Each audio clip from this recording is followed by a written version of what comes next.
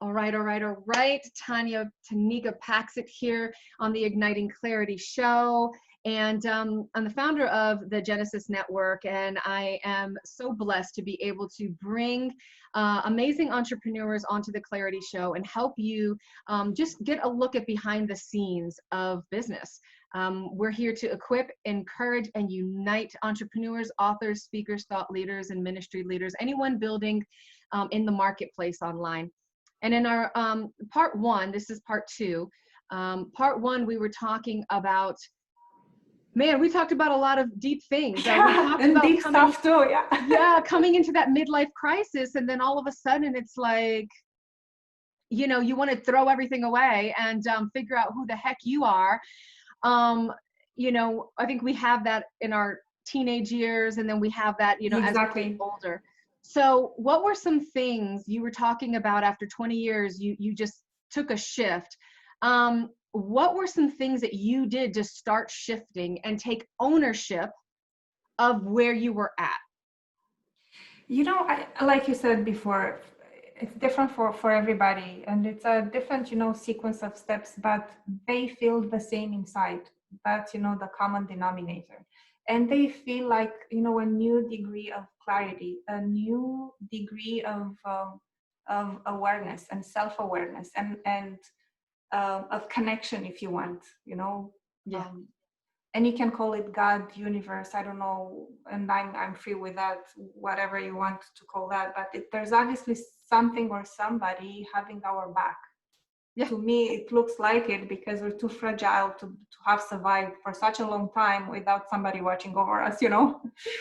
And I am just saying that, you know, for everybody is a different path. And the one thing I actually learned first was to accept exactly this, including about myself, and to understand that there is no recipe, and the only way to find that clarity and to see your next step is to take the step back, you know, and feel it.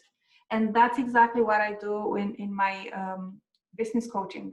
It is very, very important to feel it. Don't go by, you know, market reports. This is a good market, I'm gonna go and do this. If it doesn't feel like you, it is not you. Even if it's an empty market, you know, hungry for something you have to offer, it's still not gonna work, because you are not in the right place for you. And even if you make lots of money, it's not gonna last, because it's not your place. And you're going to find yourself again in that, you know, crazy place when you want to pretty much shove everything to the side and whatever comes, Right. you know. Well, So you said something interesting, because I love how you said to feel, because a lot of times I know people, myself included, are afraid to feel, because when you feel from a situation, especially when you're unhappy, you start to feel, and you know, you don't want to face those different feelings, and you never want to make a decision off of your emotions, because it will lead you in a very, very bad but you know, place. I agree with But you, but there is a difference between feeling the pain, let's say, of a loss like you had, and it's a different feeling of that, you know, message that comes to you, and you know, this is what you need to do. And I think the, you know, it's, you know, when you feel like there's no doubt, there's no pros and cons about this, it's just something that I need to do now. And it comes with a calm, you know, it's a feeling of very peace. natural calm. It fits you, it's part of you. Yes. That is a feeling you cannot be afraid of. That's when you finally feel like, you know, being home again, or maybe for the first time for many people. Because like you said, midlife crisis, that's actually, it's a blessing to me, because it hurts. But if you're smart enough not to make it, you know, a permanent pain and suffer through it all the way, you take the hit and you take the lesson, and then you turn it into something that really lets you thrive in life, because that's pretty much what it is. It shows you what's not working, and that's good. And it's gonna give you the chance to start something that is working, because now you know enough, you're ready. That's Yes. what it says.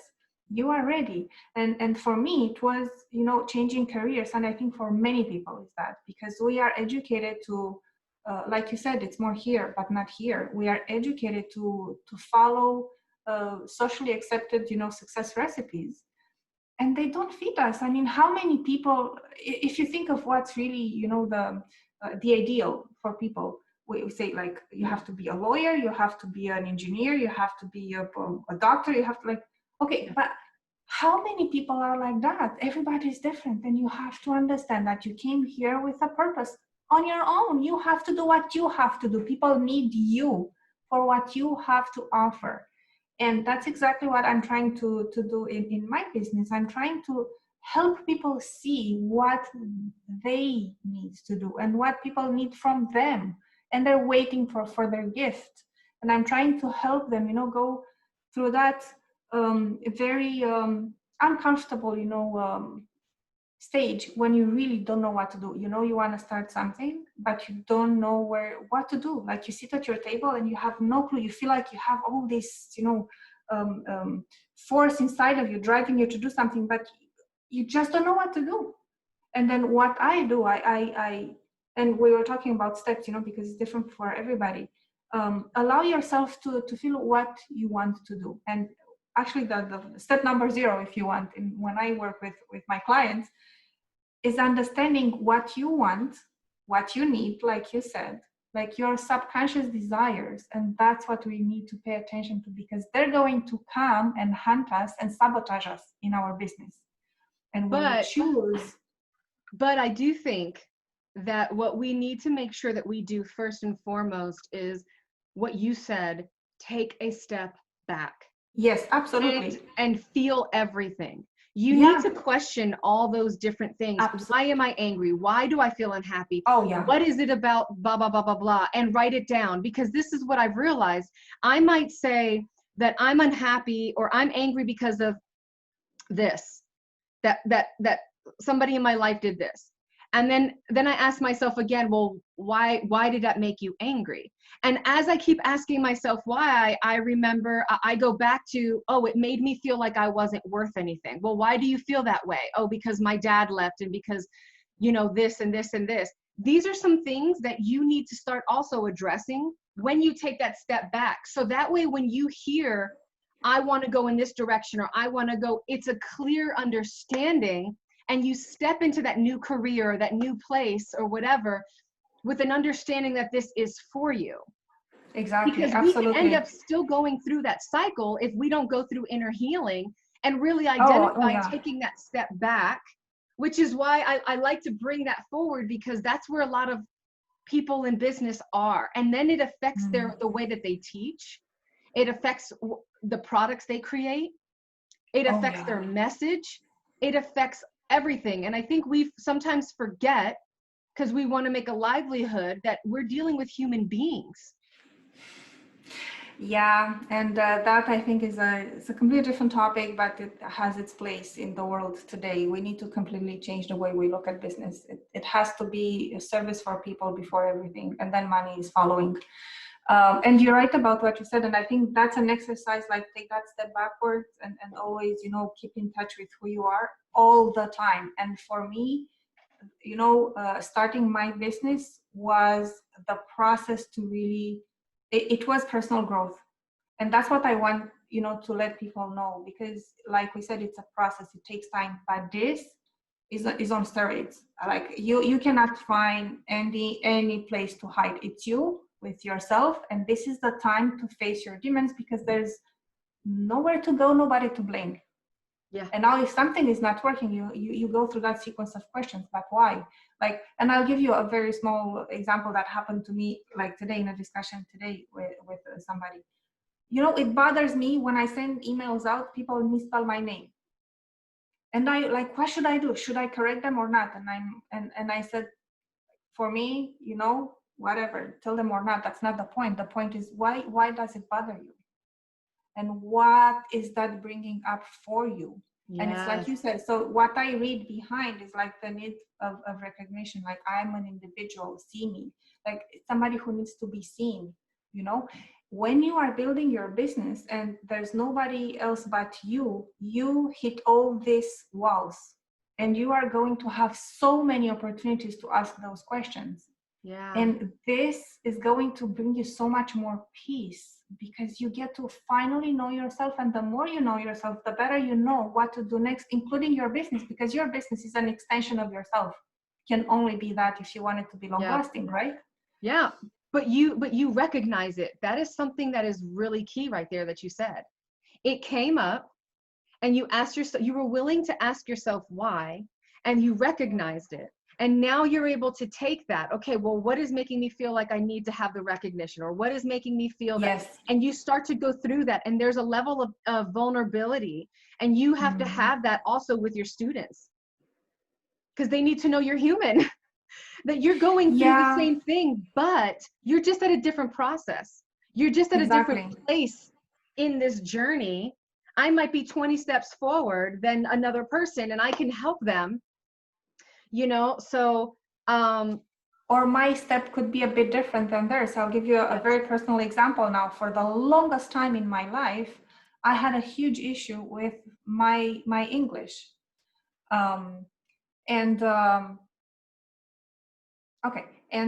What happened when I came here, I was 25. I came to Canada not knowing any word of French or English, and I lived in a French area. I worked in English, but I did not know any word. Like, imagine you come to a new country. I didn't even understand the traffic lights. They were all different from the place I was coming from. It was terrifying. And I went into this graduate program. So I did my MBA. Within 10 months, my English test was, you don't want to know. Thank God for math, you know. I got 97% in math. So I was a hero. They probably looked and said, okay, she has potential. But honestly, my English was nothing to write home about. I was trying to hide, not tell anybody that I even took the test, you know. And obviously English, especially at that age, it doesn't come that easily. It's not something that you learn, and it's not your first language, okay? And I was always, even if others wouldn't even pay much attention or wouldn't even care, for me, it was always there. I knew that was a flaw to me, and that kept me back.